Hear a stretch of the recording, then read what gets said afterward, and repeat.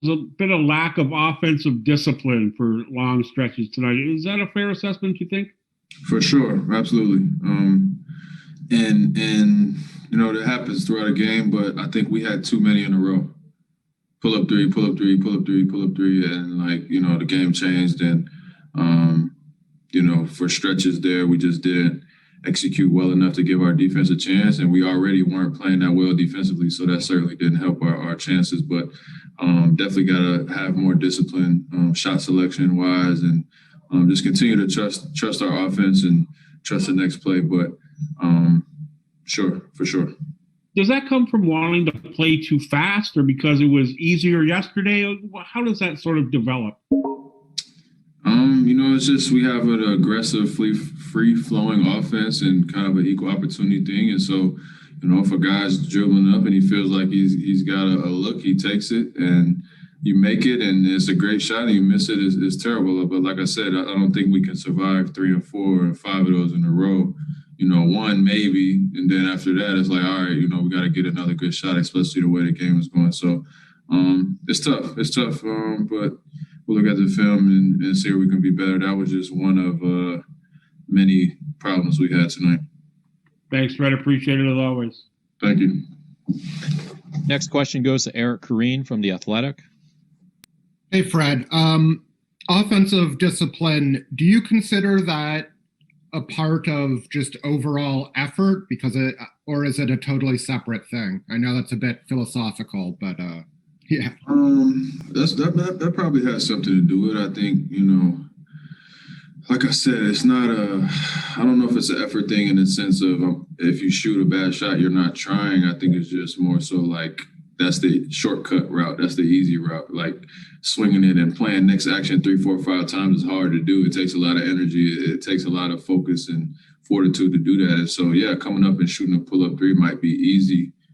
And if you make it, it's like I said, it's a big shot and a big three. But when you miss a few of those in a row, it just puts you on your heels and kind of takes the flow of the game. But like I said, I don't want to spend too much time on that. There was a lot of other things that we could have did better. But I thought for sure, I don't remember if it was the end of the third or the beginning of the fourth, where there was a stretch of a few of those in a row that kind of stalled us out a little bit.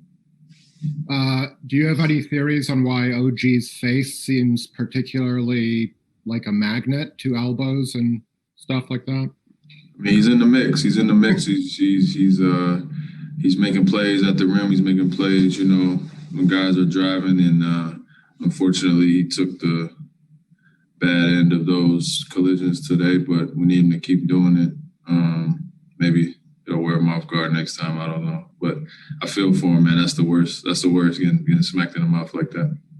Stay safe. Safe trip back. Thank you. Next question goes to Mike Ganter from the Toronto Sun.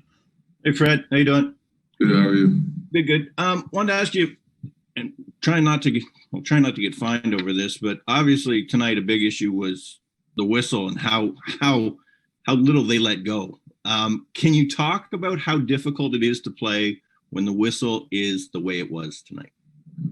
Yeah, I can. I think, listen, I don't know the rules on what it takes to get fined. I certainly am learning that I don't know the rules of the game as well as I thought I did. So it's tough. It's very tough. There's nights when the whistle goes your way and there's nights when it doesn't. And, I think for me personally, I can't speak for any of the other guys. Tonight, I was just disappointed in the relationship and the back and forth that was going on between the players and the officials. So I can't speak to any calls or things that I would have liked to go different ways, but I will say that, getting a warning, 7-8 minutes left in the first quarter, that we were talking too much and complaining too much, that sets a hard precedent, for the rest of the 2 hours that we got to spend in the arena. So, again, I don't want to single those guys out, and I don't want to single any plays out, but it is very, very difficult to play that way. And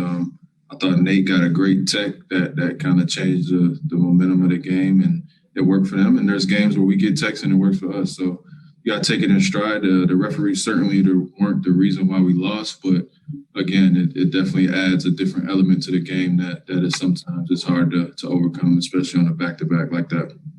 Got it. All right. Thanks, Fred.